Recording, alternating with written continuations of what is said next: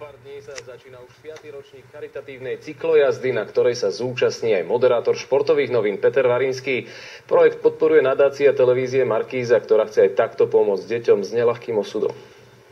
Medzinárodná cyklotúra začína na východe Slovenska v Novej Sedlici. Za 8 dní prejdú na bicykli 1158 kilometrov.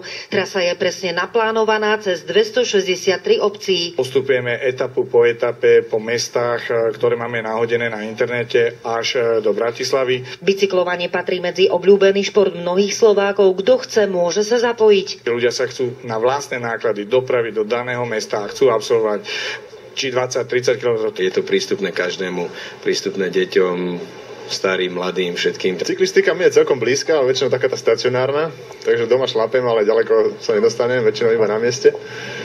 Takže konečne budem trošku aj gravitáciu prekonávať pre zmenu. Charitatívna cyklotúra bude mať 2 veľké zbierky v Prešove a v Bratislave. Z peňazí budú financovať regeneračno-rekondičné pobyty pre onkologicky choré deti.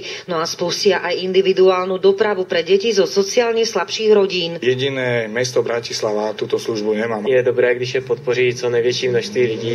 Televízia Markíza. Mám takého psa.